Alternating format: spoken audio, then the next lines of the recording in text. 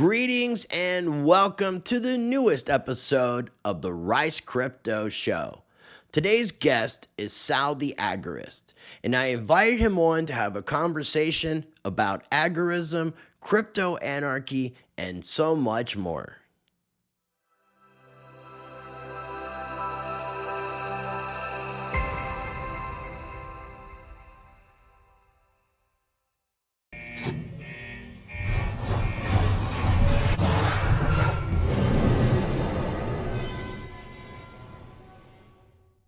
All right, joining me on today's show is a first-time guest, somebody that I'm looking forward to chatting with today, getting to know, and especially the conversation that we're going to be talking about the various topics.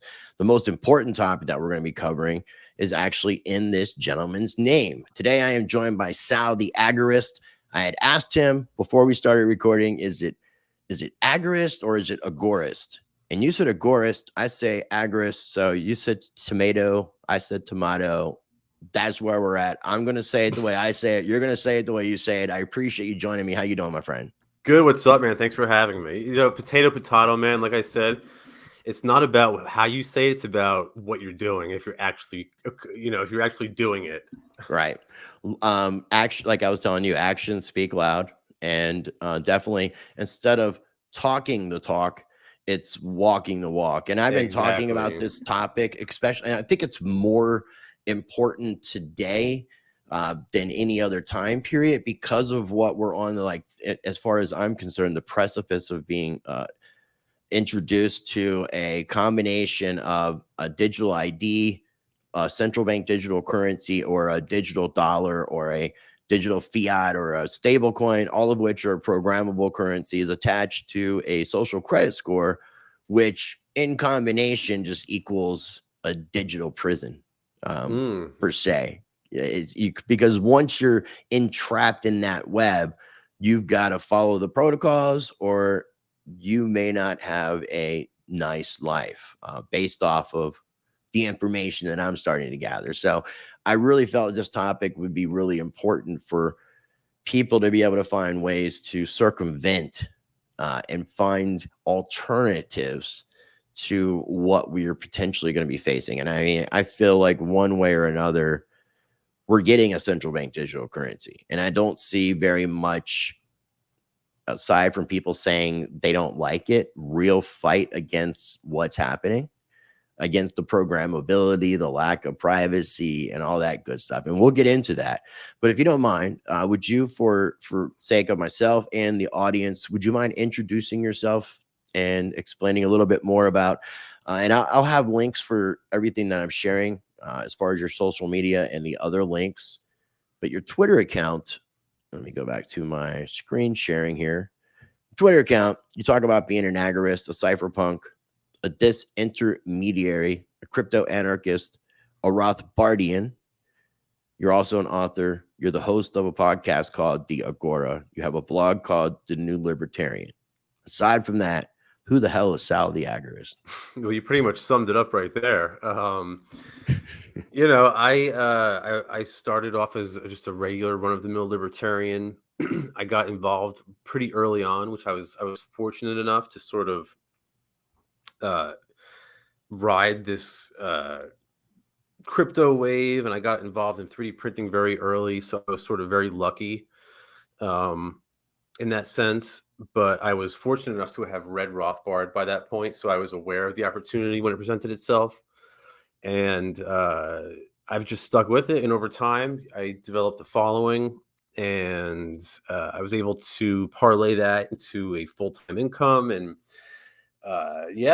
here I am now. So it's been a hell of a ride, but I feel like I'm sort of on this journey of like revolution, and I feel like I'm part of it. And because it's sort of the liberty, the Agorist community is sort of like one. And I sort of feel like, it's pretty cool that we get to be part of this journey that I think is going to really sort of change the world. I couldn't agree more. 100%, man. And you said that very well.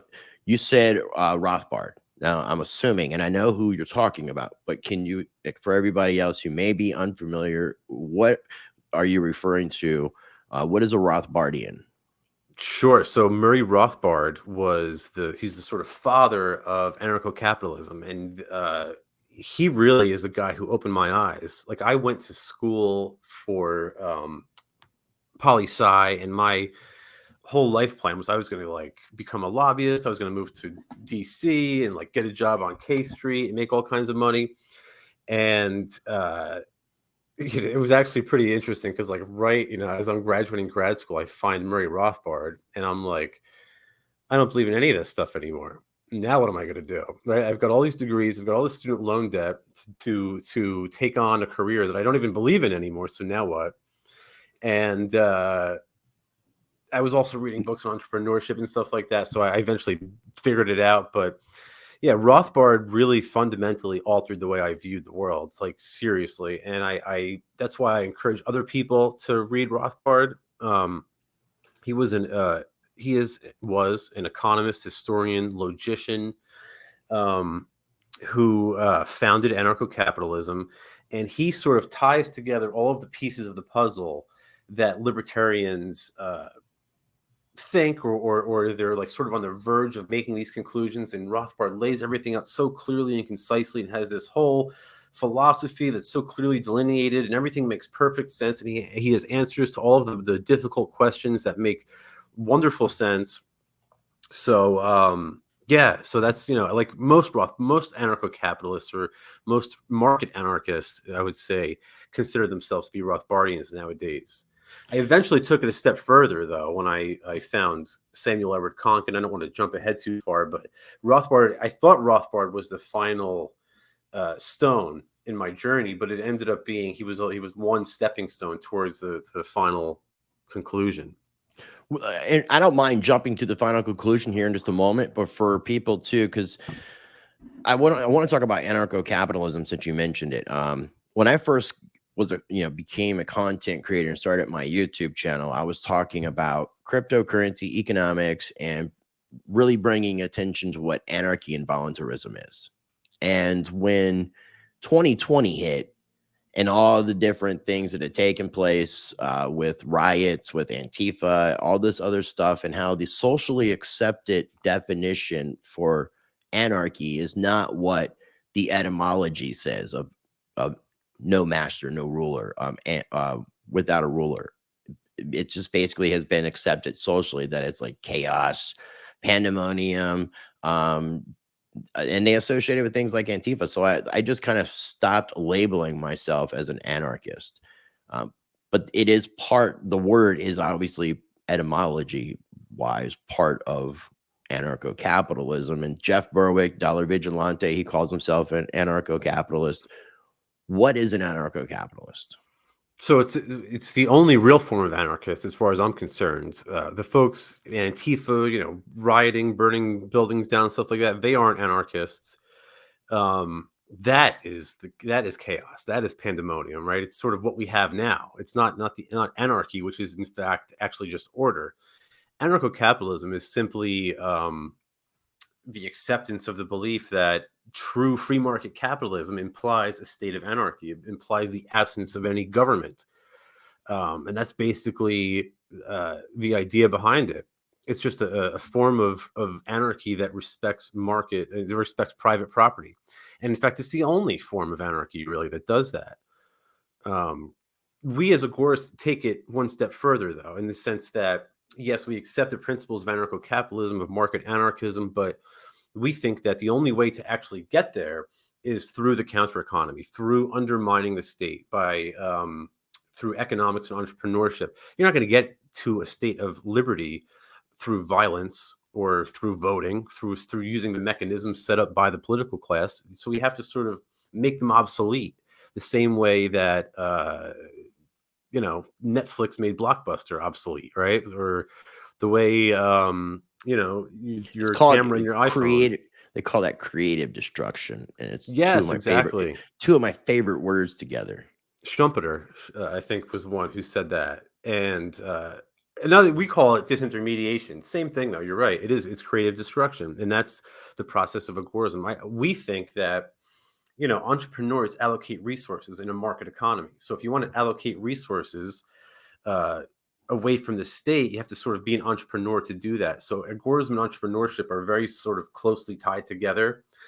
And if you think about it, it's really the only peaceful way to achieve a state of anarco-capitalism. Okay. No, I love it. I love how you're explaining that. So since we've kind of defined that, you talked about the final piece, like when it comes to the Austrian economics and anarcho-capitalism. You mentioned Murray Rothbard, Rothbardians. Someone before we get into the final piece, somebody yesterday had mentioned somebody's name that I don't know why I've not heard of it, but we were talking about Satoshi Nakamoto, the individual or the group, and what may have influenced Sid Satoshi, and he was talking about an individual by the name of F.A. Hayek. Yes, no doubt. Of Can course. can you give me a little bit more insight into Hayek, if you don't mind? Absolutely. Friedrich Hayek was one of the OGs of Austrian economics, along with Ludwig von Mises. They were the sort of two pillars of earlier or mid 20th century You know, I Austrian know about thought. Mises because we have the Mises Institute and the Mises Caucus, I believe, is part of the Libertarian Party. Yes, yes, yes. Hayek was a contemporary of Mises. He didn't go as far as Mises. He wasn't as radical as Mises. He sort of wanted to be accepted by the economic establishment, and he was rewarded with a Nobel Prize for that. Oh, But wow. he greatly, you could see the influence of Hayek all over Satoshi in the white paper. He wrote about the denationalization of currency, where he spoke about sort of creating, decoupling the state with money and creating competitive currencies, which obviously is sort of inherent within the white paper. He also wrote. He wrote a bunch of great stuff. I have actually on my website under recommended resources, under the section for cryptocurrency and Bitcoin, there's a number of selections from Friedrich Hayek. Under Another, recommended books or appearance, it yeah, wouldn't. Okay, because I had yeah. the book tab pulled up separately, Oh, and yeah. Okay, there it you would be go. under crypto. Yeah, if you go under like Bitcoin and cryptocurrency, yeah, like Yeah. you'll see the denationalization of money. That's Hayek, as well as Okay. one of my favorite pieces, Competition as a Discovery Procedure, is absolutely brilliant because one of the things that Hayek stresses, one of the things he's known for stressing most, is the role of knowledge in an economy. And one of the arguments that he makes in that particular paper is that competition is a sort of way that we discover like what the market wants, what people want, right? It's sort of the way of discovering, how to what people want and how to give them those things. So Mhm. when we sort of centralize this process through the state, we lose that ability to gain that information. We don't have that knowledge. Entrepreneurs no longer have accurate knowledge to use when they make their decisions, and that sort of has this ripple effect throughout the economy. It creates distortions in the economy, as the Austrians say, and that has negative effects throughout the economy. Okay. No, it definitely does, man, and I'm glad that I invited you on, man, because I'm thoroughly enjoying this conversation so far. So the next thing No that I wanted to doubt. ask you, because again, kind of going back to the beginning of the conversation and your name, Sal the Agorist or Agorist, what is, and I'll say it the way that you say it for the question that I'm going to ask you, but what exactly is agorism to you? The easiest way I can describe it, the definition I like to give people, is that agorism is a unique form of entrepreneurship in which the entrepreneur seeks not only profits but also disruption. Right? That's what separates the anarcho-capitalist from the agorist. Right? The anarcho-capitalist engages in entrepreneurship to turn a profit. That's wonderful. We think that is great. There's nothing wrong with the profit motive. That's sort of inherent with any market economy. We take it a step further, though. We're seeking not only profit, but we also seek to sort of disrupt the states. We always seek that disintermediation, or that creative destruction that we were speaking about earlier. That's what separates us from them, and we do this again through. Sam Conkin has some great books on this. The New Libertarian Manifesto, as well as Agorist Primer. I wrote a book, a very foundational text for people who are interested in this, called Anti-Politics. But it's just a unique form of entrepreneurship. It's one that focuses on strategy. Yeah, there you go. That's the book. Yeah, it's on your website, the books tab. I had this pulled up separately too because I was going to ask you after we were done this question to kind of like talk a little bit about your work. But you mentioned, I Yeah, guess, no, the final piece, the conclusion for for you, and that would be Conger. Is that who you said, Konkin. or Konkin? Konkin. Konkin. Okay, Konkin. Okay, so is this the book? This is one of the books that you recommend to people that want to learn a lot more about this topic. Yeah, that's sort of the book that sort of set the movement off, or at least one of the first most important books in the Agorist uh, canon, I guess you could say. That's pretty much our most significant text. That was written by the founder of the philosophy, Samuel Edward Konkin, and that's where he sort of lays out the whole theory. Um, and that was one of the books that I read, and I was like, man, I thought Rothbard took this to its logical conclusion, but Konkin takes it a step further. Sam Konkin was a chemist. He's a brilliant, brilliant man. Chemist. A chemist, yeah. And I Okay. think it sort of takes somebody with that degree of knowledge to sort of come up with something so wonderfully consistent. I mean, these in science and the natural sciences, they talk about beauty in theories. Well, man, this is the most beautiful theory of all because it is so logically concise and it's so brilliantly put together. And that is the book in which he lays it all out. Okay, cool, cool. Well, again, I'll have all this linked down below. I'm going to get me a copy of the book because I'm trying to learn more about this from the grassroots kind of founding perspective, as opposed to just kind of like doing it from a contemporary perspective. I want For to learn sure. from the founders, and that's something that I haven't really taken a lot of time to do. I've been having to retrain myself to be able to sit down and actually read books again without it making me fall asleep, which is really sad. It really is. But Well, I'll tell you though, there's a unique solution to that because audiobooks. even even before the New Libertarian Manifesto, the way Agorism started, I'll give you the quick little rundown, is that Sam Konkin and J. Neil Schulman were both sci-fi fans. They were reading Robert Heinlein, um, who was a great author. If anybody, if you guys read The Moon is a Harsh Mistress, if you haven't read it, everybody should read that book. But anyway, these two were traveling across the country from the East Coast to the West Coast. And along the way, they sort of developed this philosophy of agorism. And Neil, who was a sci-fi writer, put together this whole science fiction story to describe the agorist revolution and to sort of illustrate it. And that book is called Alongside Night. It eventually became an admittedly bad movie, but it stars Kevin Sorbo from the Hercules Oh gosh, show. But you can watch it for free on the internet. So if you're not into books, you can sort of get the original text even before the New Libertarian Manifesto. You can watch it in movie form, and that sort of will illustrate, it'll show you what the Agorist Revolution is supposed to look like.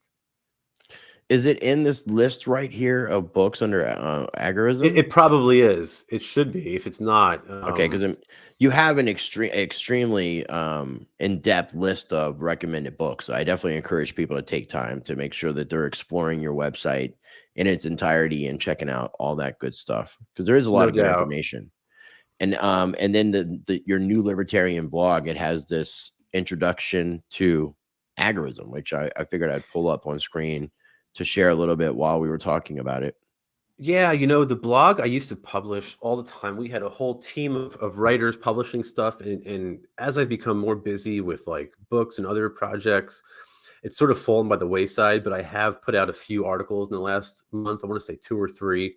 And I do intend on making it a more of a primary source of content in the future. But yeah, definitely keep up with it. I'm always posting stuff, as frequently as possible. At least once a month, I'll post something there. So when I talk about agorism, I try to explain it, and this is where I may lose people, is utilizing counter economics, creating parallel marketplaces, and breakaway communities. Would that be a good summarization, or what would you how would you change that? Yeah, no, you're on the money there. To be even more, you know, Get more precise. micro? Yeah, exactly. There are two different forms of counter economics. and you can read about this in my book Anti-Politics, but there is one form of counter-economics we call horizontal counter-economics, which is sort of creating localized production facilities that bypass state regulations. So a good example of this would be like a blockchain miner produces cryptocurrencies outside the realm of state regulation, right? A 3D printer produces physical goods outside the realm of state regulation. A garden produces all these things are local production facilities that bypass state regulations. Pause. So we call, yeah. Did you know that one government agency was trying to get people to start registering their own gardens? Okay, I saw that because I just wanted to mention that since you said it. How absurd, right? I mean, Very, insane. very. But we combine horizontal counter-economics with another form of counter-economics called vertical counter-economics. And this is simply voluntary, unregulated peer-to-peer trade. The true strength of agorism, the true strength of counter-economics, the real disruptive potential lies in a union of the two strategies. When you can use a localized production facility to create goods and commodities outside the state's control, and then you can trade them in a voluntary peer-to-peer fashion outside of their control, like we do in a farmer's market or in a decentralized exchange or something like that, then that becomes extremely, extremely powerful. And that's why Ross Ulbricht is serving double life plus 40 years, because that's exactly what he did. That's what Satoshi Nakamoto did. That's what Cody Wilson did, right? And Cody Wilson, they persecuted for a bunch of trumped up nonsense charges. Satoshi Nakamoto remained anonymous and he was able to escape persecution. But, that's the true power of agorism. It lies when you combine those two counter-economic strategies.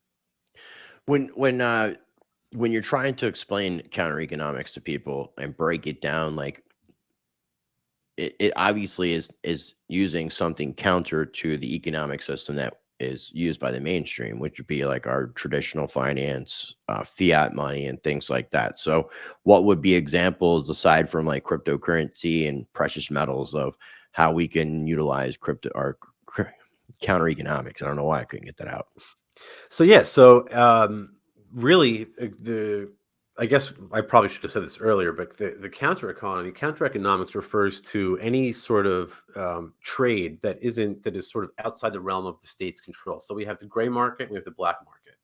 The gray market refers to goods and services that are regulated but not prohibited. It could be highly taxed or face some other sort of prohibitions.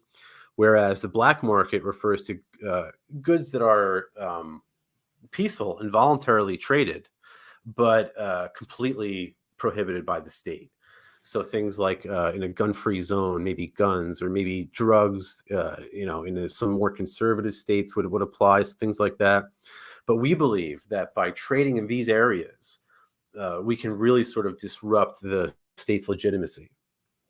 So Silk Road, Ross Ulbricht's website, and I'll have information about how people can sign the petition, learn more information, and also I did do an interview with Lynn Ulbricht, his mother, that people could check out to learn more about the story. But would you consider that to be a black market? I think Ross did both. Ross engaged in both black and gray market. Yeah, okay. Like you could trade on the Silk Road.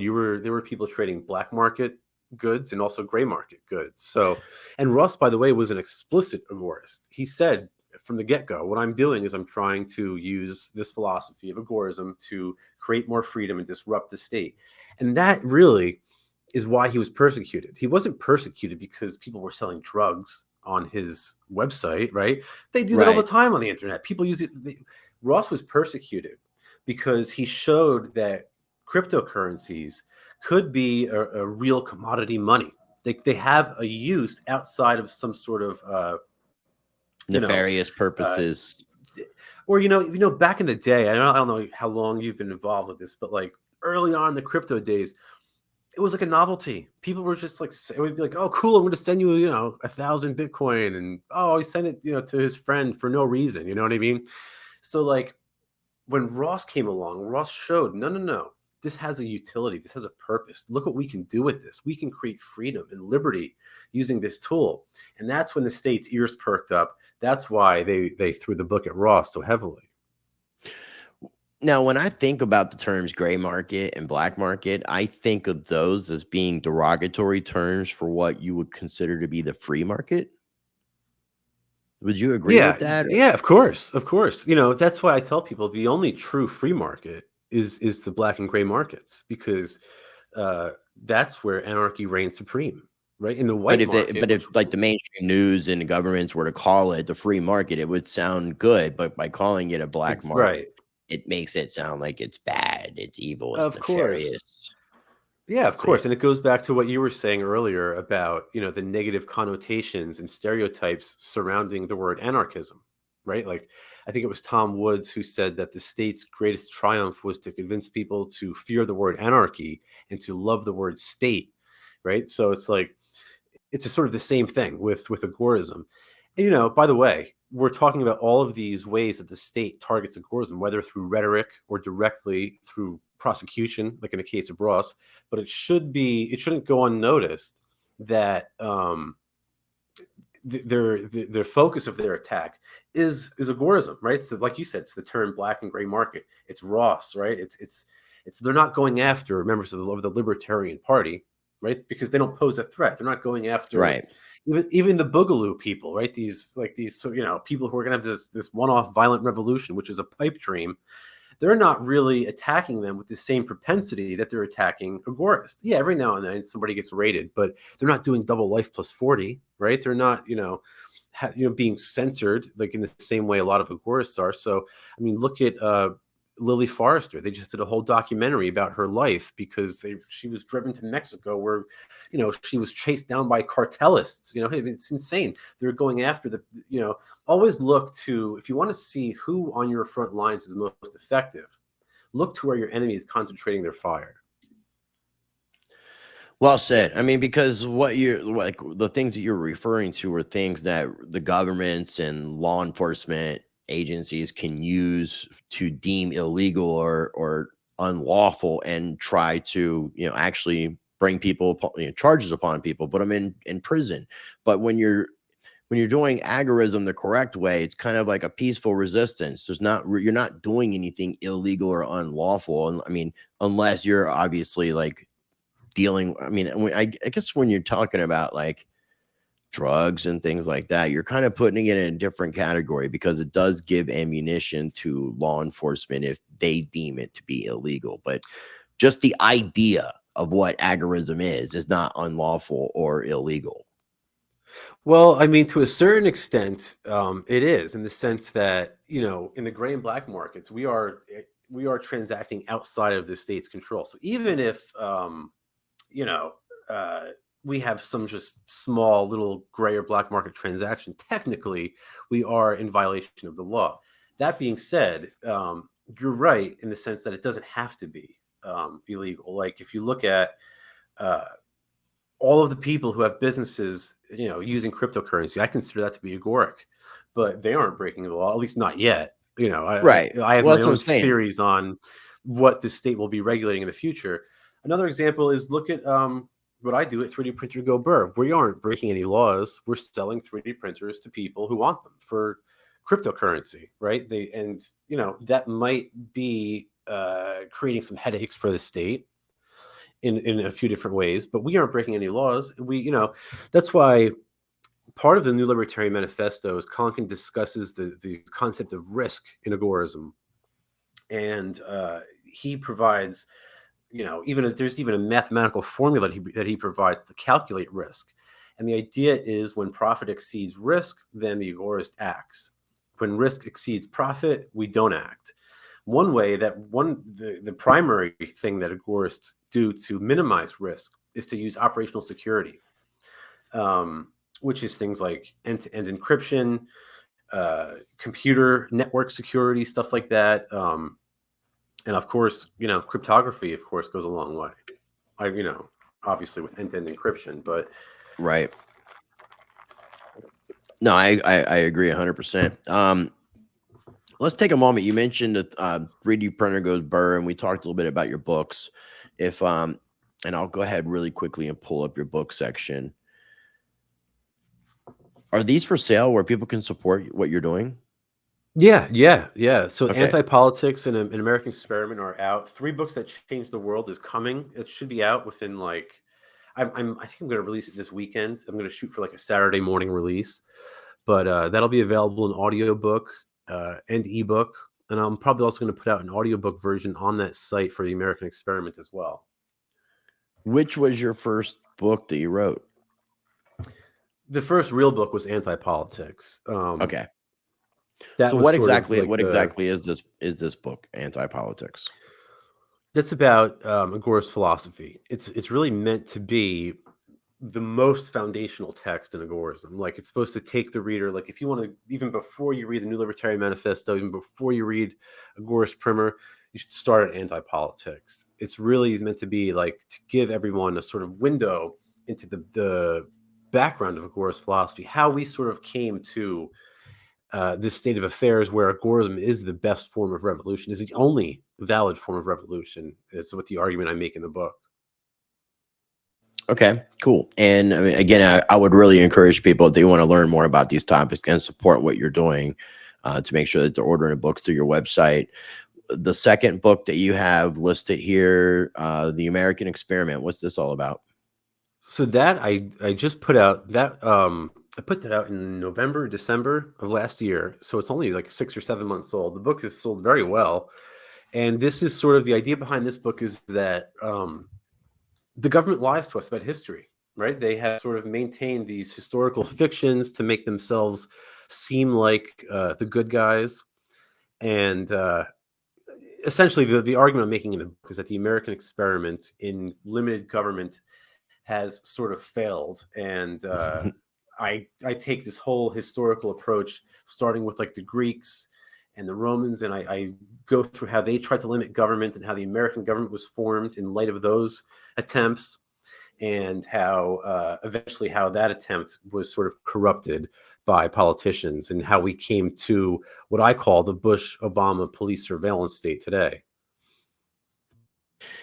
Yeah, but I mean, obviously, it took a little bit of time for that transition to take place. I mean, we started out, I think, limited government for a very short period of time, and then that limited became less and less and less, and it just to me, the federal government ended up taking over. But when it comes to like the formation, I want to, now that you mentioned this, and I'm seeing this, I want to have another conversation in the future specifically about American history, because Oh yeah, there's been a lot that we've been lied to. And I mean, I'm an open-minded skeptic, and since some of these things really can't be proven, like in a way, man, like, and this might sound kind of crazy, but how do we know that like George Washington, Thomas Jefferson, Benjamin Franklin, Thomas Paine, any of these people, that they even actually existed, that they're not just people made up for a story? Well, I'll tell you what, there are a lot of nonsense we've been taught about history. And again, in the book, what I say in the book is that, look, you know, these politicians, the political class has taught us to believe that, you know, not only have they protected our liberties at home, but they've even spread freedom abroad, which is absolutely absurd. And in order to maintain that fiction, they have to sort of lie or even outright embellish or even outright lie about key historical events and figures. And in that book, I sort of go through every single event one by one throughout American history, starting with Washington's administration and, like, you know, the first Federal Reserve and the Whiskey Rebellion. So you didn't And go into the you didn't go into like colony time, like period, like when we like each state was basically a plantation. You were just like, once we were a nation, kind of that history so forward. the book started with Greek democracy and how sort of the Greeks sort of democracy came about. It evolved. It wasn't a sort of concrete moment in Greek history where we can say democracy started on this day and time. It didn't happen that way. It's sort of, it was a slow evolution. Slow changes in government brought about democracy for the purpose of restricting the aristocracy. That failed for various reasons that I detail in the book. Then Rome was founded. In Rome, the Romans thought to themselves, well, hey, look what happened to the Greeks. We don't want to go down that road. So we're going to sort of, in order to temper democracy, in order to temper mob rule, we're going to sort of introduce representative government.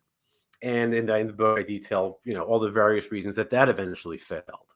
But that being said, Greece and Rome both reached unprecedented heights for their time. And when America, it came time to found America, the founders looked back on those two examples to sort of create the American government. And they designed this elaborate system of checks and balances, of separated and shared powers, of federalism. And it was really this beautiful mosaic of political science that they created. And even that ultimately failed. And I go, again, in the book, I detail the whole process. The argument I make is that it failed around the time of the Civil War. It was when the federal government sort of made war on the people, and the federal government conquered the people. We've definitely been lied to about what took place, like why the Civil War took place. I mean, they make slavery like it's the main cause. It was the primary. It's the greatest lie in U.S. history. And the argument I make in the book is that it was sort of a ruse put on by financial interests. And ever since then, every war we've had since that time in American history has just been an attempt by those financial interests to maintain and tighten their grip on power. That's true of World War I, World War II, the Cold War, the Middle Eastern crisis, the whole nine. And I spell it all out in the book. You mentioned the first central bank. So after we ended the charter in 20 years, I believe that's what escalated into the War of 1812, which was the burning down of Washington, D.C. And basically the bankers, I think, showing the United States, like, you thought you were going to get away, but you're not going to get away. And then we fast forward through up to Abraham Lincoln, Civil War. Civil War is over. We're supposed to restore the republic, but there was no restoration of the republic. It was, to me, a complete takeover of the federal government, usurping the entire government, and then creating their own three branches underneath their branch. It's the weirdest, most genius, mad thing that it's been done to and perpetrated amongst the people. No and it's doubt. like we've just been constantly, based off of like our education system, our television programming, the mainstream news, we've just been propagandized. And then it gets worse. In 1913, it gets worse when the country goes through this coup d'etat that's done by a secret group of bankers, a cabal of bankers, essentially pulled off a coup d'etat. And this happened on your birthday, right? This happened. No, funny enough. Well, you said you were born on December 23rd, 1913, and I think that's the day that the Federal Reserve Bill was signed into act, sir. It is, absolutely, but I promise you, I am not 110 years old, despite how old I look. Are you sure? Not actually, I might look 110. I feel 110 some days, but I just had to ask because I saw that, man. It's just funny because on December 23rd, I get so many happy birthday messages, and I'm like, thank you, but I'm not 110. It's just that, Sal The Agorist was created on this day and time. Right, which is the day the Federal Reserve was put into act. I've had G. Edward Griffin on my show 3 times, man, and I've been very privileged to have some awesome conversations with him. So I've always encouraged them to check out The Creature from Jekyll Island. It's definitely one of the best book on the topic. Yeah, 100%. Okay, so we kind of sidetracked there for a minute. I do want to revisit, like I said, a conversation about the American experiment. The new book that you have coming out, can you? Yes. You said it should be out soon. Oh, it should be out within maybe 48 hours, 72 hours. 3 books that changed the world. This is then by the time this comes out publicly, it should be available. Oh, absolutely, yeah. Because today's the 21st. It's Wednesday the 21st, and I'm thinking I want to be of June, and I think I want to put this out Monday, I believe. So by Monday, you think the book will be available? That's the plan. Yeah, I'm hoping to put it out Friday or Saturday, unless something goes wrong, which it's always possible. But so the idea here is this is like a very short book. This is much shorter than my previous 2 books. I think it's like less than 100 pages. It's really more of a monograph than a book. And when I was writing The American Experiment and I was going through that period of like the early 19th century, like the time around the Federal Reserve founding, that progressive era, I was shocked by some of the things that I discovered and some of the things I learned during my research. And I sort of parlayed that into a into a separate project. This and that. The result is 3 books that changed the world. The idea here is that there were 3 books during the progressive era, all fiction books that were perceived to be nonfiction, that really changed the world. They influenced they brought about the progressive era. And by reading, understanding about those 3 books, we can sort of have a more nuanced understanding of what really happened during that period in time. I'm intrigued. I want to ask you what the 3 books are, but I'm not going to ask you because that would obviously ruin the book and it would ruin the whole thing for me. So I'm just going to have to be patient. But these are ways that people can learn and support what you're doing. Yeah, absolutely. Absolutely. What were you going to say aside from that? I'm sorry, I interrupted you. I was going to tell you there's no, it's not a sort of an element of surprise what those 3 books are. I can tell you right now what they are, and it wouldn't take away anything from the nature of the book. Is the Holy Bible one of them? No. They were all written during the progressive era. Oh, during the progressive. In fact, they were all written within like 10 or 11 years of one another, and they were all fiction. They were all propaganda at the end of the day. Okay. And without them, the progressive era might not have happened at all. And if it did, it certainly wouldn't have been as significant as it was. Interesting. Yeah, well, I'm just gonna let the 3 books linger, and I will discover it because I do want to check into your books. And you say this isn't going to be like a really long read, so no, that'll be very quick, very short. The next thing I wanted to share. I'm going to turn my light on because it's getting dark. It's going to start raining here. So just certainly, no problem. So in the meantime, I got your website pulled up, and I'll get you to explain what you have going on over at 3D Printer. Well, hold on a second, because I can't even. I need glasses when I'm doing this. I need to get better reading glasses. But 3D Printer Go Burr with 3Rs.com. We'll talk about that. That's another way people can support what you do and also purchase some products that are available. And again, I'll have links down below for everything that we are talking about today. So what's going on with this website, my friend? 3D Printer Go Burr is a website that I started to, how can I say this without getting you in trouble? I started this website because I wanted people to be able to purchase.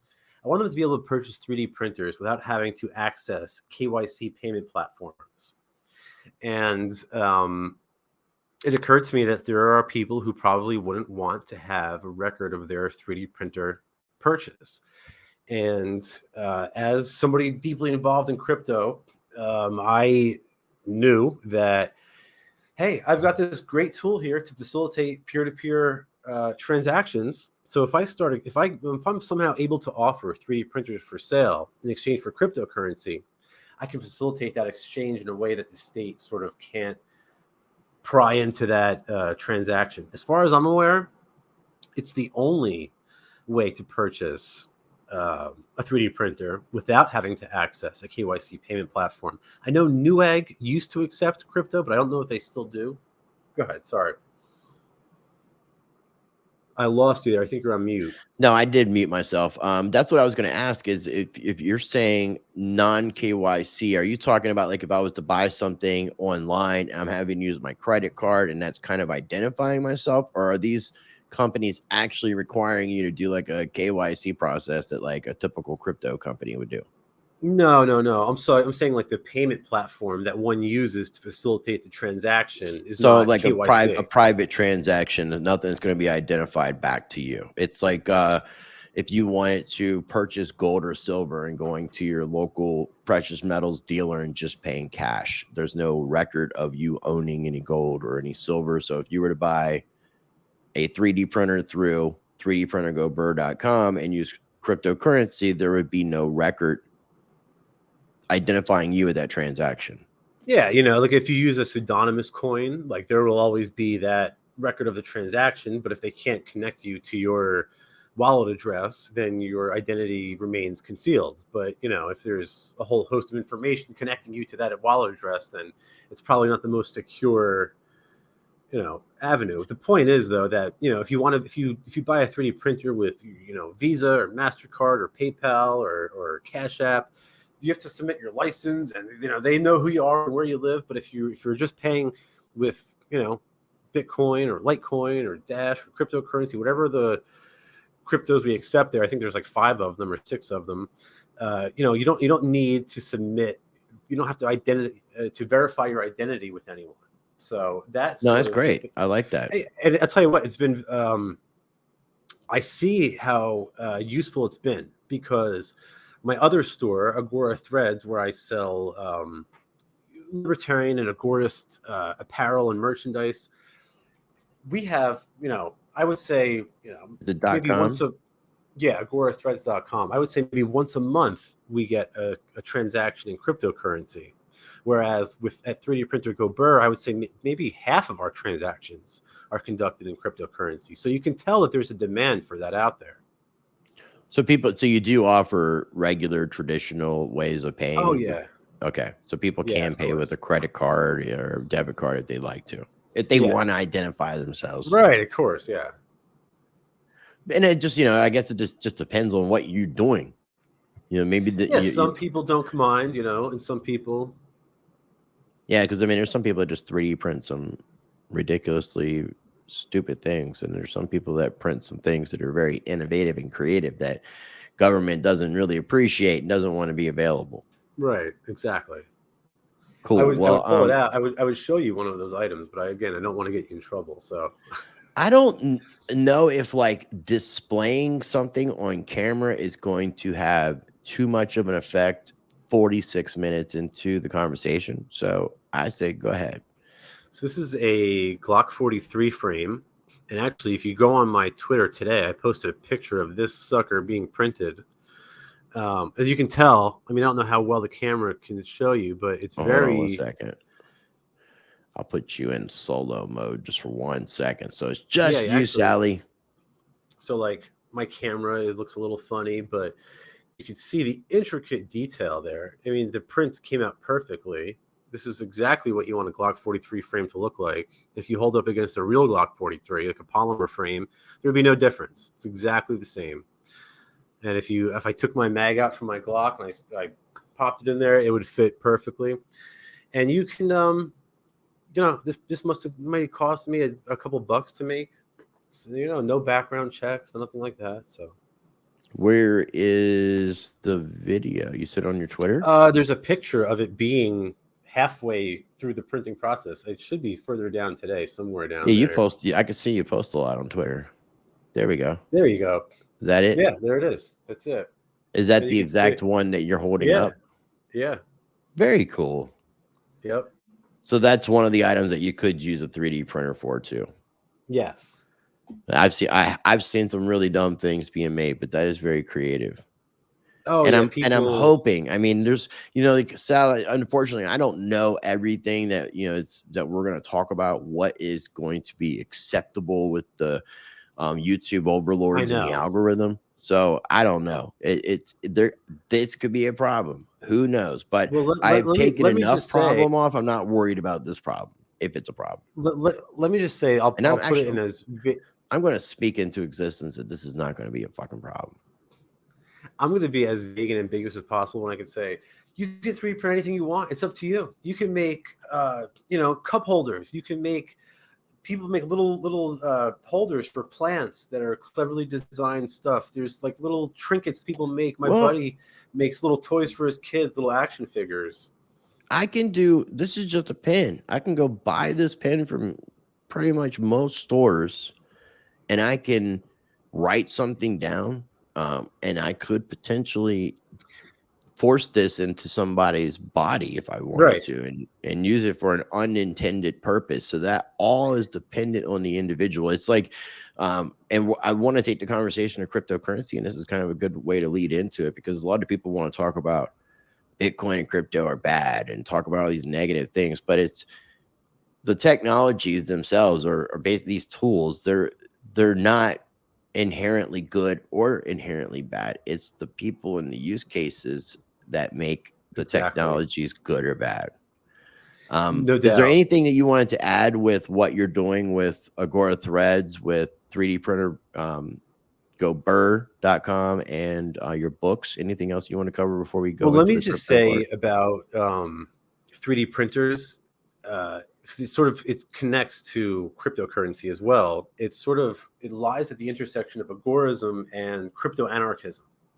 And with crypto-anarchy, we believe that in terms of 3D printing at least, we can convert physical objects into code, into a cipher that we can then move across state boundaries, right? And like you couldn't take a physical object with you onto an airplane, or you couldn't take a physical one of those objects that we just displayed. You couldn't take that into somewhere like New York City or something like that. But you can take a code. You can put a code on a USB stick. You can encode that object, put that code onto a USB stick, and you can move that across the state border without any problem. And then you could access the 3D printer and turn that code back into a physical object. That is sort of a great example of how 3D printing utilizes crypto-anarchism to create liberty and freedom. And we do the same thing with cryptocurrencies, by the way. Awesome. Well, what exactly, for people who are like, what are these two words that you're putting together? Crypto and anarchy. What is crypto-anarchism? Yeah, so crypto-anarchism is the belief that we're going to achieve anarchy by using cryptography and code. And it sort of interfaces with agorism in a lot of different ways. One thing I would say is that there's no one specific tool, including cryptography, that will bring about a state of freedom. Rather, it's going to come from us utilizing all of those available resources to put them all together at the same time and use them in various different capacities. That is what's going to create a state of freedom. Well said, my friend. Well said. When and how did you get involved in crypto? Because it sounds like you've been involved for quite some time. I got involved early 2017, so I'm sure you're several years ahead of me. I got involved in crypto probably, I would say I got involved heavily around like 2012, 2013. I had friends who were involved in it even earlier, and I was sort of like always like a spectator.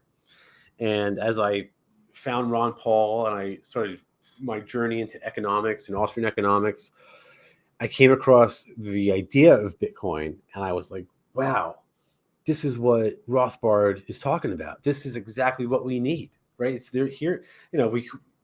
We always wanted an uncensorable currency, and gold precious metals sort of played that role, but the only problem was that they were sort of susceptible to confiscation. And we saw that with was it FDR, right, who issued the executive order prohibiting the private ownership of gold. Yeah. But then, like 1933. Yeah, right. And when Satoshi came up with the white paper, I recognized immediately, like, wow, this checks all the boxes. This is going to be huge. And I was fortunate enough to get involved in it. And that was, of course, like a life-changing experience. And that sort of set me down the path to, get even more deeply involved in agorism. That's what really taught me to, it's not the theory, it's the action, right? It's like we can read all the economics books in the world, but now we have something to actually turn this into like action and behavior. And that is where I found like I was able to like really protect myself from the inflationary pressures coming from the bank. And, back then you put in $100 into Bitcoin and, a week later it was like magic. You had like 300 and you're like, wow, I'm making more money than, my old man is, and I'm doing nothing. And, of course you're too young and you buy a bunch of weed and pizza and screw it all up. But that's another story. Are you saying you spent a lot of Bitcoin on pizza and weed? Way too much. Way too much. Way The too much. shouldas, couldas, and wouldas, I know it's Yeah. like one of those, because I have a friend of mine that was involved, I guess, like 2015 time period. And sometime in late 2015, 2016, he bought a shirt. And I think the cost of Bitcoin, like half of Bitcoin was equivalent to like $20. And I mean, I could be off on the years, but it was like paying regular price that we would pay for like a t-shirt, but he used Bitcoin, and Bitcoin has gone up so much that he associates that shirt with the value of what Bitcoin would be today, and says like, this is my X amount dollars shirt, you know, like, never mind your Armani shirt. Here's my $13,000 Target shirt, you know. Well, but you know what though? I think the first verified car bought with crypto, and I think Bitcoin, was a Prius. Right. I'm like, why would you buy a Prius? You know what though? Those early transactions, we can look back, and trust me, I look back at my wallet, I'm like, 17 Bitcoin to, you know, what did we buy in 2014 for 17 Bitcoins, you know?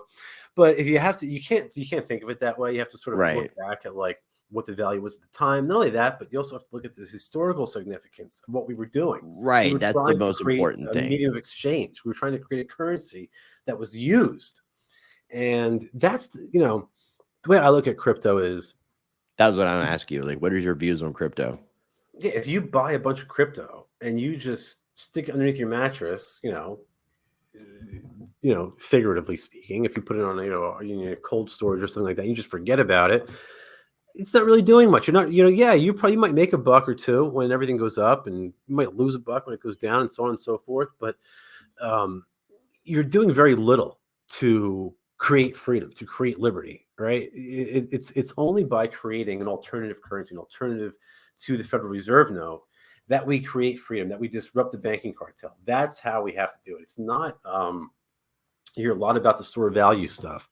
I don't buy into that at all. I really think that it has to be a medium of exchange in order to maximize that disruptive potential. Again, yes, you're going to make money by sitting on it, of course.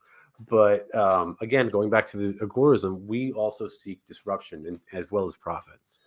But, and I totally get what you're saying. Everything you're saying makes sense. But then I think about Gresham's law, where like bad money drives out good money, and somebody would rather use bad money than good money. And in this sense, revolutionary speaking, using crypto to buy coffee would be revolutionary. It doesn't matter if it's Bitcoin or if it's Dogecoin. And for me, Dogecoin being an inflationary cryptocurrency, there's always going to be more unless that's changed. It's perfect to use for peer-to-peer cash. Whereas something that is scarce in its own right, it's you want to hold on to it. And I get the argument for both sides, because I'm one of these individuals that feels like Bitcoin itself, BTC, has been kept limited and throttled on purpose so that people can profit off of creating side chains and different second layer solutions, things like Liquid through Blockstream and Lightning Network. No doubt. There's no doubt about that. I think that's sort of conclusive at this point. I think that it's very difficult to make an argument against what you just said. The way I look at it is, I tell people, don't use Federal Reserve notes. Get rid of them. If you get $50 in your hand, turn it into $50 of crypto. And people say, well, what crypto? I say, the way I look at it is, as long as you're not using Federal Reserve notes, you're lessening the demand for the central bank. You're taking away from the demand for the cartel. I don't care if people are using, Peercoin or Ron Paul. I don't think Peercoin's around anymore. No, it's not. Yeah, if they're using you're going old school. You're talking like Feathercoin days and like yeah, right. Like, I don't care if everything was UTXO before Ethereum. Yeah, right. Like whatever you're using is fine by me, as long as you're not using Federal Reserve notes. I tell people, use whatever works at that point. But in my own life, what I do is, again, going back to what you were saying of how you see both sides of the coin, it's true, because if you put all of your money into, let's say Litecoin or something like that, you're going to be more incentivized not to spend that Litecoin. You're gonna because you think that value will be increased tomorrow. You're less likely to spend it today. Economists call that high time preference versus low time preference, right? When you have a currency, when your primary medium of exchange is a currency that you expect the value will be less tomorrow, you're more likely to spend it today, which means you have a higher time preference. And those people are more likely to engage in risky behavior. They're less likely to plan for the future. They're less likely to save capital. So they're less likely to start businesses. And there's a whole array of risky behaviors that go along with that. When you use a sound money, like a cryptocurrency, you're less likely to spend. So your time preference goes down, right? All of a sudden, like, you're starting to think more long-term. Maybe I don't need that, item from the store that I've been thinking about. Maybe I should just keep my crypto in my wallet, because who knows what's going to be worth tomorrow, right? I'm going through that right now. Like, as we speak, I have Bitcoin Cash, and the price of Bitcoin Cash is up like 20-30% today. I'm like, should I pull it? Like, I'll just leave it in there for another, few hours and see what happens. So, it just goes back to showing that, yes, there is this sort of push and pull between, I want to spend it, but I also want to save it. That's how normal sound money should be used. And I think that we've lost that aspect with fiat currency. 100%, 100%. You mentioned Bitcoin Cash going up, and again, we're recording this on June 21st. Do you have? I have an idea, but do you know like what's going on? Like why because obviously a lot of things are going up, but why Bitcoin Cash? I think Litecoin is in the same position. Why they've gone up so much in the past like 24 to 48 hours? You know what? I haven't been keeping up on the news, but if I was willing to bet, I would say that some news or some event occurred which is bullish for coins that can be used as cash, like Litecoin and Bitcoin Cash. And that's probably, I think everything is up, but I think you're starting to see like the coins that are more easily used as transactable currency. Those sort of have been up a little bit higher than the others today, at least. So the SEC has been obviously kind of on this rampage against crypto, and Gary Gensler is a career banker government guy, and I feel Nicer like than I would put it. I'm trying. Yeah, he's a lizard. He's a lizard person. Gary Gensler basically, I feel like, has tried to bring the crypto market down through his enforcement actions for Wall Street, because Wall Street was too late to the party. And now you have, I'm sure you heard the news about BlackRock and the ETF. Have you heard that? Yeah, they're coming out with like a Well, Bitcoin they're applying for something. They're applying for a spot ETF. Everything has been For denied in the Fidelity. past. Well, no, BlackRock's going to be using Coinbase custody, which is separate from the Coinbase that's being sued from. It's the same parent company, but parallel company, but it's not the same as what's being enforced through the SEC. Then you have Deutsche Bank talking about holding Bitcoin.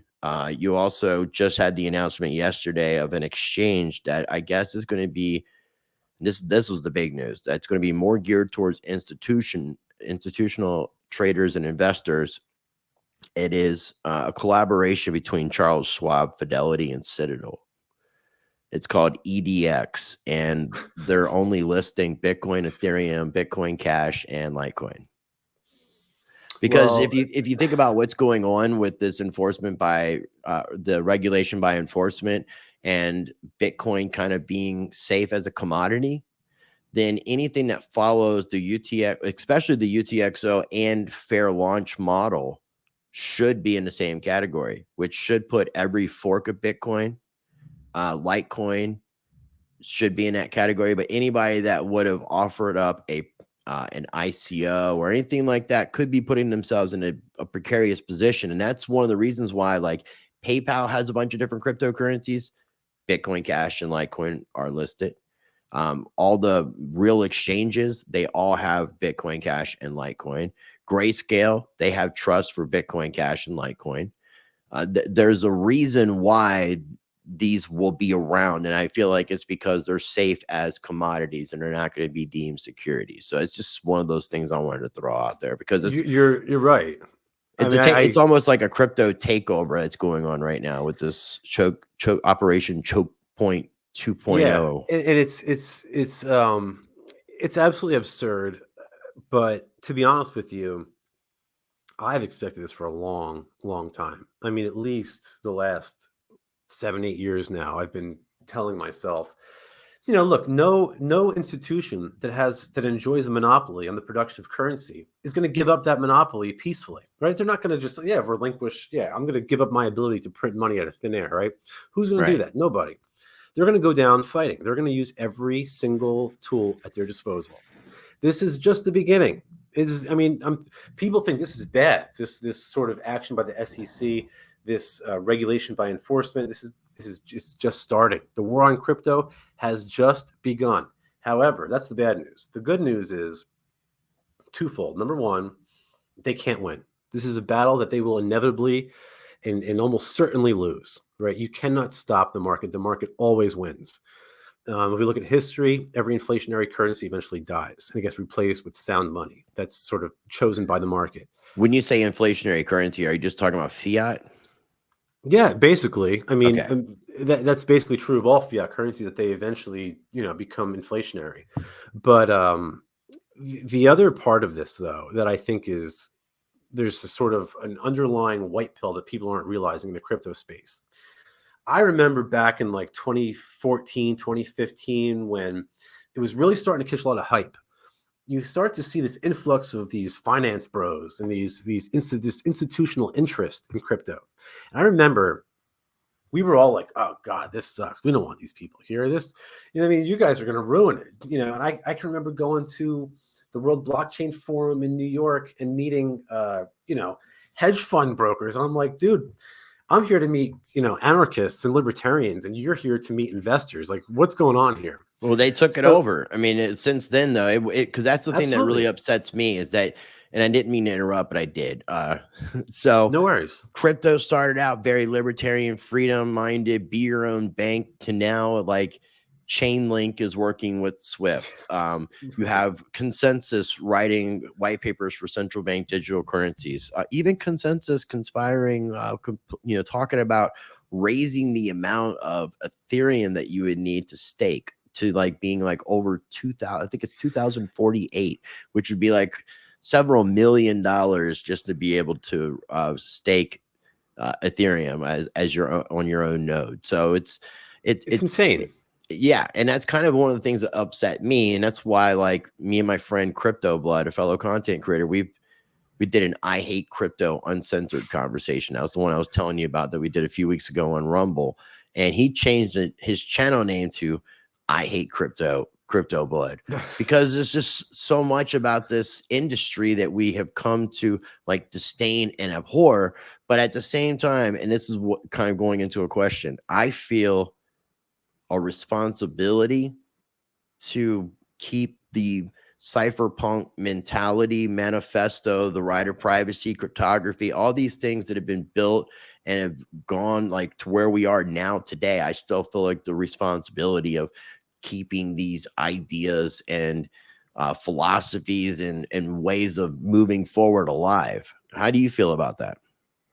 I couldn't agree more. And just to wrap up that final thought, because it sort of ties into this one and the same, is that as the state continues this war on crypto, I think you're going to see those finance bros exit the market. They're going to get scared. They're going to see this, extreme regulation from the likes of Gary Gensler and these other parasites. Again, it's just starting. It's going to get a lot worse than it is now. As it does get worse, those hedge fund managers, those mutual fund guys, the ETF guys, they're going to bounce. They're going to be out of here. And eventually, it's going to be left back to the cypherpunks, the disintermediators, the crypto-anarchists, the agorists, right? It's going to be returned back to our hands. I remember at a meetup in New York City before I moved to Florida, I think it was Girl Gone Crypto was the one who was hosting the event for the Leah Thompson. She's been on my channel before. She was very much a strong promoter of anarchy. She's kind of backed away from that a little bit.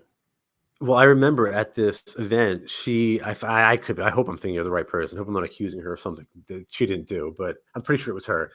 I remember her saying something like, we're in this dark bar, this underground New York City bar. She said something like, back when it started, it was all libertarians and anarchists, but now look around the room. Where are the anarchists today? And I was just like, we're right here. We didn't go anywhere. We're still here. And eventually, I think it's going to return to a scenario where those finance bros are gone. They'll come back. They'll come back. Eventually, we're going to win, and they're going to come back. But I think they're going to leave. They're going to get scared when they see what's coming from the state's end.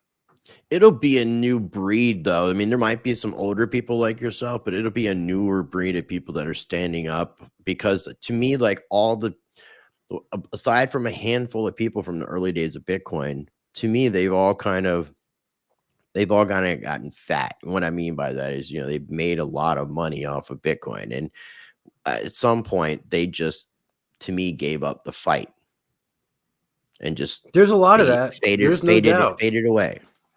There's a lot of that. And, I don't know. There's been times when I got discouraged. I can remember around 2017 with the block wars. I can remember thinking to myself, like, man, maybe this isn't going to work. Maybe like there really is like a problem here that doesn't have a solution. And, I think that eventually we work through these problems, and you just got to keep pushing through. And like I said, eventually we win. At the end of the day, there's light at the tunnel. No, I love it, man. I'm glad we had this conversation because, I've been under, I've said it numerous times, and I even said it on that I Hate Crypto Uncensored, that, I've contemplated, stopping to do crypto content because of what has taken place. I mean, there's this inner battle with me of like sticking around too. So I totally get it. The last thing I wanted to ask you, because I know you're restrained with time, I want to obviously do more conversations, crypto related, have one about the American history stuff. You mentioned 2017, the block wars. Where did your stance lie before the hard fork took place, which created Bitcoin Cash, and after the hard fork? So before, I just didn't know. That's the honest to God truth. I can remember while this debate was going on, I can remember thinking to myself, both Did sides you like the argument points. of what? That's what I was going to ask you. Is like the argument of what caused the chain split and caused the developers to kind of break off. Well, in hindsight, it ended up being a lie, right? And in the hindsight, it ended up being nonsense. It turns out the case ended up being that there was this sort of it was like an insurrection, basically. If you go back, you want to look at the real details of the story. Initially everybody was on board with a little block size increase, right? I mean, Satoshi said it, on the forums, and right before that change was gonna happen, something occurred, and a lot of people started to change their minds, and that's when we got this sort of this split. My opinion is that there was infiltration from the state because they knew that in order that, I think my opinion was they wanted to keep the block size low in order to make it not non-functional, essentially, to make because it almost non-usable as a transactable currency. That's what they Bitcoin wanted. now is not a threat to the dollar, but a scaled Bitcoin is a threat to the dollar. Exactly. At 110%. There's, if you can't use it, they don't care, right? If it doesn't compete with the dollar, then what good is it for disruptive purposes? It's not. It isn't. That's why it's sort of, going back to what you said earlier, it's been overtaken by these sort of, special interests, like, people seeking to capitalize from Blockstream and these developers, and it's all sort of nonsense. It's become way too convoluted. The addition of additional quote unquote layers is what they call them, which I don't, it's all unnecessary complexities added on to Satoshi's initial genius creation. I trust Satoshi. I don't trust what these other people have come up with. You know what I mean? Yeah, no, totally. I mean, we're totally in alignment with a lot of this. And I want to revisit the conversation about 2017 and the block wars in more depth, but it kind of led me to think one more question, and this will be the last one, but it relates completely back to the block wars and everything that happened in 2017. We just recently saw the introduction of the ordinals, the BRC20 tokens and memes, our NFTs, the meme coins. We've seen stamps, the SRC20s. And I interviewed the creator of stamps, and he was able to explain to me the difference between stamps and ordinals and which has greater permanence. And he's talking about how the ordinals are stored in the witness data, SegWit, Taproot. A combination of that is what allowed for that to take place. The stamps store in the UTXO data. So any UTXO based coin, Litecoin, Dogecoin, they can all have stamps as well. Stores in the UTXO. You can't get rid of the UTXO. There's nothing that they can do at this time in the foreseeable future. So they have greater permanence. But with the ordinals, you had a core developer, Luke Dash Jr., who's in charge of the Bitcoin improvement proposals. And I got more on this guy. But he's the one that's calling for banning of the ordinals by doing a spam filter in the witness data. What are your thoughts on the ordinals and the stamps and the calling for censorship? I think it's all a joke. It's absolutely absurd. It's all insane. I mean, all of it. I mean, the idea that, first of all, we were all called crazy for wanting to put anything else on chain. And now, like colored coins and stuff like that, yeah, counterparty. exactly. Because stamps plumbing is counterparty. I thought counterparty was a done deal. I thought they stopped developing. I just thought it was done.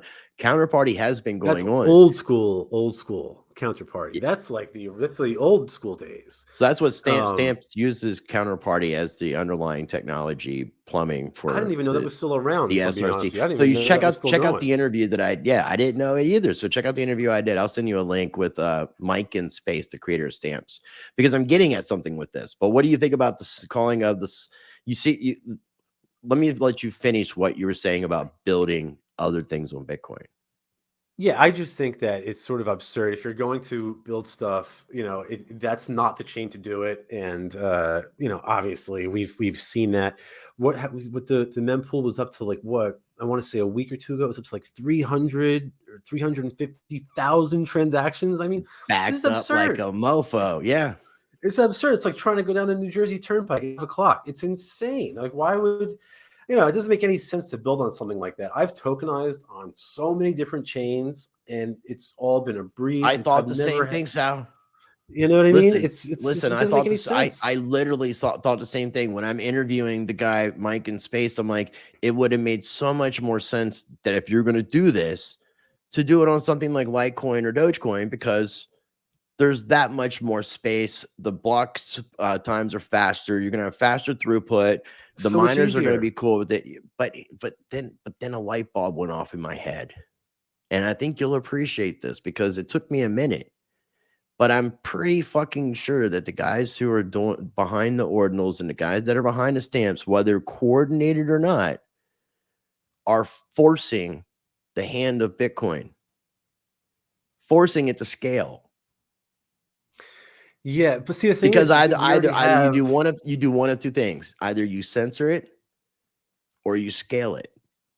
Because and then the other thing I was going to tell you is Luke Dash Jr., the guy calling for the banning of the ordinals. Yeah. He's also a co-founder of Blockstream. Oh yeah, no doubt, for sure. That I knew, but I mean, it's just insane that they would even want to go down that road. Again, I've tokenized on so many different other chains, and I've never had an issue. I couldn't imagine.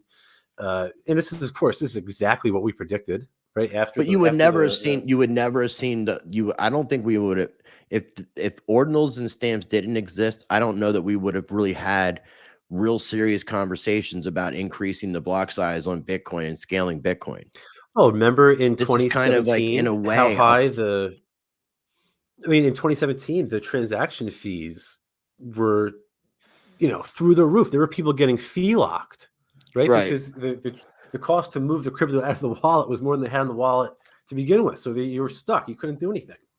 It's absolutely absurd. Again, it goes back to the whole idea that it was intentionally meant to be non-functional. It was intentionally meant to cripple Bitcoin because the bankers were scared to death, and they didn't want people to have a usable alternative.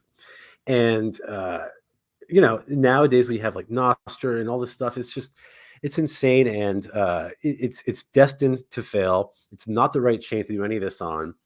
And the calls for censorship crack me up, because I used to be a mod on RBTC, and I got thrown off because I started to ask questions and I was censored. I wasn't even allowed to post.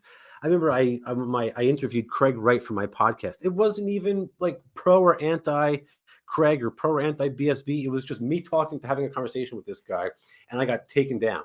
I was like, why did I get taken down? I mean, it's just, why was my post censored? It said nothing good or bad about anybody or anything. They won't even tolerate the discussion. So it's no surprise to any of us who've been in the community to see this call for censorship. And this, by the way, from the same people who criticize other blockchains for censorship. It's insane. It's insane. Oh, even the crazier thing that came out of this too is, and then we'll wrap things up, is when I went to the Bitcoin 23 conference, because I've been for the past 3 years. It's a very Bitcoin maximalist based conference. Now, the magazine, the people that's behind the conference put out ordinals with, I think, covers of the magazine and different art. So the maxis got divided, and there were maxis who were mad at the Bitcoin conference and Bitcoin magazine for doing the ordinals thing. And now I'm hearing the term purists and maximalists. It's just getting to be the most ridiculous thing. And, you know, I'm trying to interview Craig Wright. And I think I'll have it set up. I'm dealing with somebody that knows him pretty well. I've had Roger Ver on the show several times. I've had Charlie Lee on talking about this topic too. So I'm trying my best to learn it from an open-minded perspective, but without me being too deep into crypto and not having a lot of like knowledge of coding and the tech part of it. I feel like Bitcoin is being throttled and limited on purpose. And I've pointed the finger at the Lightning Network and Blockstream, and I've been very, very, very vocal about it, to the point that I confronted Adam back last year at the Bitcoin conference, ironically wearing a shirt that said, "I am Satoshi." And I got a picture of that. I'll send it to you. But I told him this whole story. And I told him, like, I really feel like your company, you like, I'm starting to think like, hey, I appreciate all your early contributions, but fuck off. Yeah. Well, I can imagine how he took that. He was like, I'm like, I'm trying not to feel this way. I'm like, this is why I'm trying to invite you on my show for an interview. He agreed to do the interview, but I think he just did that to get the fuck away from me. He would never do that. I mean, I've had conversations. And Samson Mao, back when he was with Blockstream, he just outright just started blocking me. Like, Samson used to follow me, and then he blocked me, and then he started following me again, and he blocked me again. So you look, I don't care. I'm not. And here's another. I guess this is a good final point here. I don't care what they do. They could make it as non-functional, as non-usable as possible, because as long as there is some currency out there that I can use, they're not going to stop me. It's not about convincing anybody to use sound money. It's about creating freedom in your own life, right? And one of the best ways to do that is to get away from this banking cartel, because like we started off the discussion talking about CBDCs, that and the CBDCs and the inflation, it's only going to get worse and worse and worse. So the importance of becoming your own bank, it's never been more important. So if you can use a cryptocurrency to become your own bank and to find financial freedom, that's the way it's supposed to be used. And as long as we have that, they can never take that away from us. As long as we do have peer-to-peer cash, then we win and the bankers lose. And there's nothing that they could ever do to stop that. And that peer-to-peer cash could be whatever anybody agrees upon. It doesn't necessarily have to be Bitcoin specifically. That's why I could think be any currency they want. Yeah. I love it, dude. I love it. So I know that you're like, I pretty much am like maxed you out with time. So again, I appreciate, I want to revisit the conversation, have a conversation more about the crypto stuff, yeah, for again, sure. about the American history. I'm going to have links down below for your Twitter account, for your website. And I encourage people to check out your books that are available on your website. They can also check out your 3D printer Go Burr website, as well as agorathreads.com. And I'll also have a link for newlibertarian.io, which is your blog. Then also the book, New Libertarian Manifesto and Agorist Class Theory by Samuel Konkin and Wally Conger. So I'll have links for all of this. Do you have anything else that you want to add that we didn't talk about, or any additional final thoughts before we do wrap up? You know, I think we covered all the stops. I think we did pretty good there. That was fun, man. We should definitely do this again. I thoroughly enjoyed it, man. Thoroughly enjoyed it. So bear with me one second. Just going to do the quick wrap up. So again, links will be down below for everything we talked about on today's show. Make sure you are subscribed here at Rice TVX, as well as my other channel, Rice Against the Grain. And I will leave you with this, as I like to leave you always. I encourage you, be a blessing to others, treat people how you want to be treated, be the glitch that you want to see in the matrix, and be the change that you want to see in the world. And until next time, practice change. Take time to visit my website at ricetvx.com. There you can sign up for my mailing list so you can stay up to date on all things Rice. Once you've signed up for my mailing list, you will find links for my channels and socials towards the top of the website. Make sure you are subscribed to both my YouTube channels, Rice Against the Grain and Rice TVX. If you want to support my work directly, as well as get early access, exclusive content for both channels, plus more, join my Patreon.